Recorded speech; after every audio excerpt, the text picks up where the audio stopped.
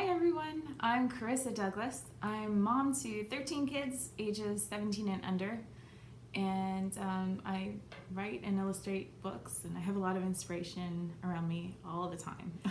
Today I'm talking about how do we rock countercultural, because honestly there's nothing more countercultural than having 13 kids. Honestly, having 3 kids nowadays is somewhat countercultural.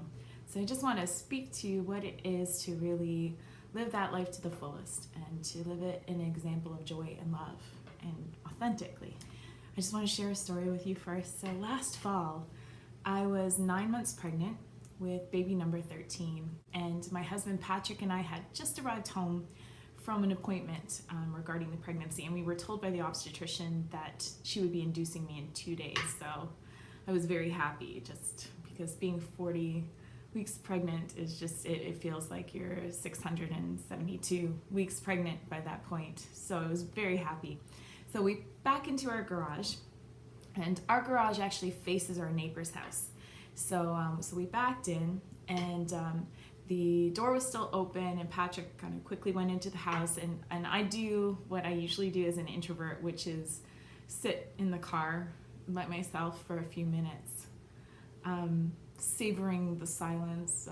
I call it the calm before the storm, because I know as soon as I get into the house, I'm going to be bombarded with, why were you gone so long? He stole my book. She stole your Kit Kat bar from your side table drawer and stuck it down her pants and it melted. And then we all started freaking out when she was snacking on it during Paw Patrol. That one's a true story. Anyway, so I was enjoying the silence, but then the silence was broken, and all of a sudden I heard some type of wailing. It was really weird. It sounded like some dehydrated ghost. And I was listening in, and all of a sudden I heard the words, and this voice is yelling, "Help, help, Patrick, wife of Patrick." And then I clued in right there. I'm like, this is my neighbor, because I know my neighbor can never remember my name. I don't blame him. It's a tricky name. So anyway, I ran over I waddled very quickly over to the fence to see what was wrong and to see if he needed help, which obviously he did, or he wouldn't say help.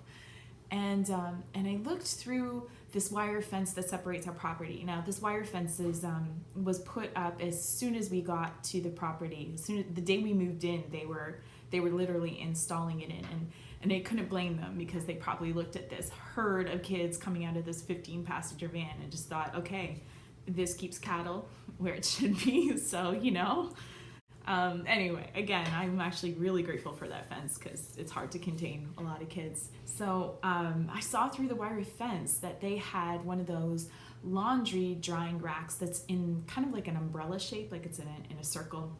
And they had a bunch of like sheets and things on.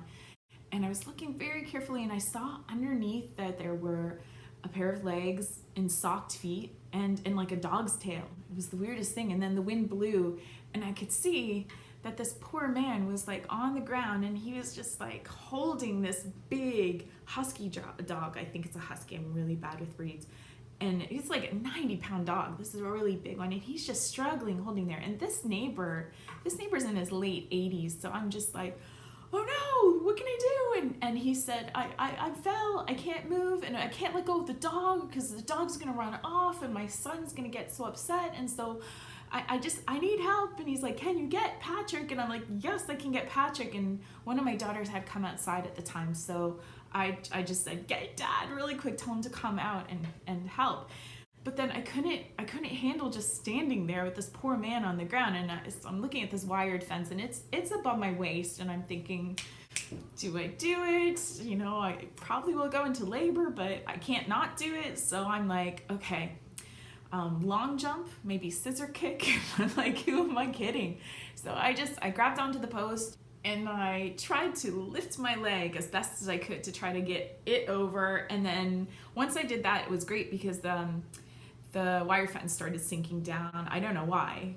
It's probably the 30 extra pounds of all baby weight that I was carrying, but it sunk down a little bit, so I was able to get like kind of one of my bottom sides over.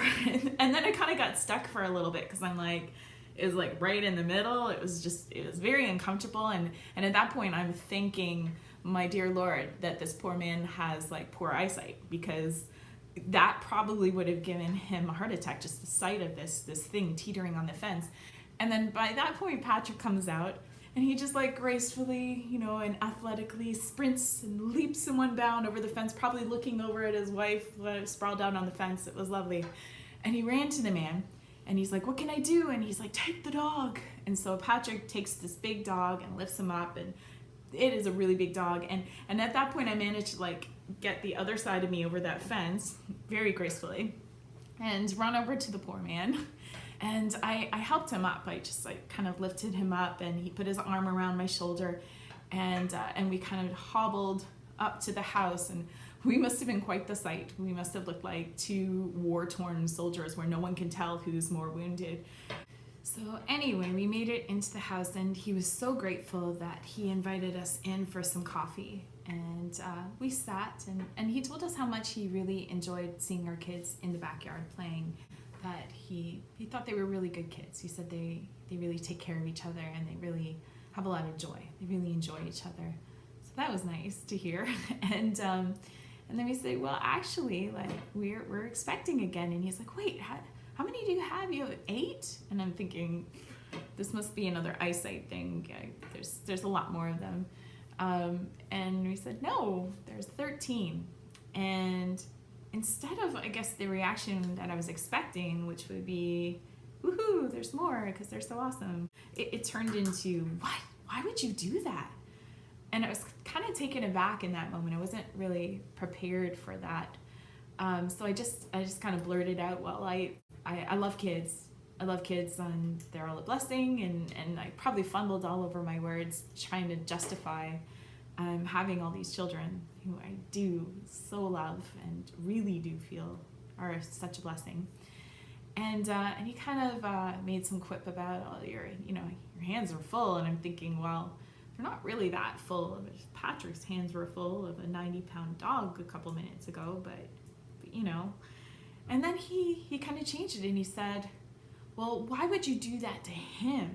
And I realized he was referring to my husband, and it felt so odd. I'm like, why did I do this to him? It's not really, okay, anyway. And luckily Patrick jumped in, and he said to him, no, I love them. I love our life.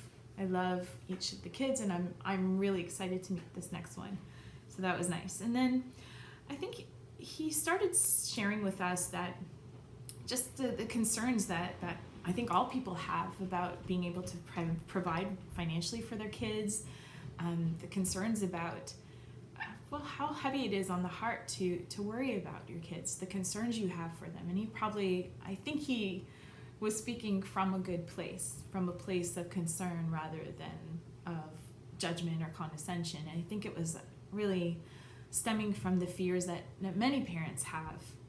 And so I was a little hurt, though, thinking like I was just a human seesaw on your wire fence a few minutes ago. And now I'm having my personal reproductive decisions scrutinized. How did we get here? So I just stayed the course, affirming about how much I love kids, and that, so far really we've been provided for. We have everything we need. Anyway, so after that, we told him that we would check in on him probably a few days after the baby was born, but we wanted to make sure that he'd be okay. And then we stayed also until another member of the family came home to be able to kind of care for him and make sure that he had someone there. So what I have come to realize after this encounter is that rocking countercultural means a few things. It means living a life that is defined by trust, by joy, and an authentic desire for the good of the other. So trust, the first one, encompasses your yes to Christ. It's your willingness to surrender and to go wherever he's leading. And that is very countercultural. I mean, that's very counter our human inclination, because we want to be in control. We want to know what's going on. We want to have all the variables accounted for, most of us anyway. And this yes oftentimes means going places or doing things that are uncomfortable or unfamiliar or places where we know we might gain some scrutiny from others or judgment. So in our case, our yes to Christ has been an openness to life, and it's been better than I ever expected. It's joy. This is where your light truly shines. This is the witness aspect of your faith. If you're going to rock countercultural, joy is essential. It's essential. Why in the world would anyone out there have any desire to be a Christian if your example is one that's cold or indifferent or filled with worries and anxiety or even boring? True holiness is something that's highly attractive. It's beautiful, it's bright, it's appealing. It speaks to the deepest desires of our hearts, the true desire, the desire for something more. So if you want to rock countercultural, then you have that spirit of joy that comes from knowing Christ and from being held close to him. Now, the other aspect I think is so important, and this one I think we often miss as Christians, and it's an authentic desire for the good of the other. So yes, we're countercultural. We oftentimes are going against the current.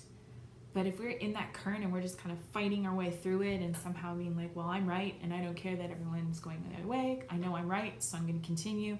That's not the spirit. That's not what we're looking for. What we want is erasing the idea of us versus them and understanding that these are each God's children and he loves them so much, so deeply, that he would die for that one person who's standing opposed to you, that one person who seems to not agree with everything that you seem to hold fast to, that person who seems so far away somehow and yet is so close to Christ in that he loves them, that his love brings them there. And yes, they have the free will, yes, they have the choice, but when you see them, you have to look into the eyes of hope, the hope Christ has for them. Rocking countercultural must mean that your life could be defined by authentically loving others, by enjoying the gifts that come from saying yes to Christ, enjoying the gift of knowing that you have him at your side, even in the darkest times, even in the darkest hours. And it's about handing everything over to him, even when it's really, really hard to do that.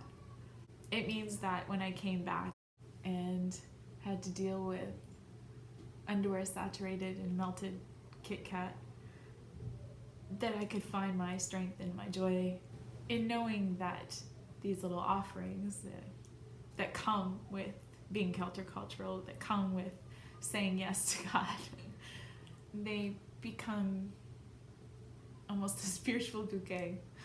I use that lightly because it didn't look like a spiritual bouquet, but it is that.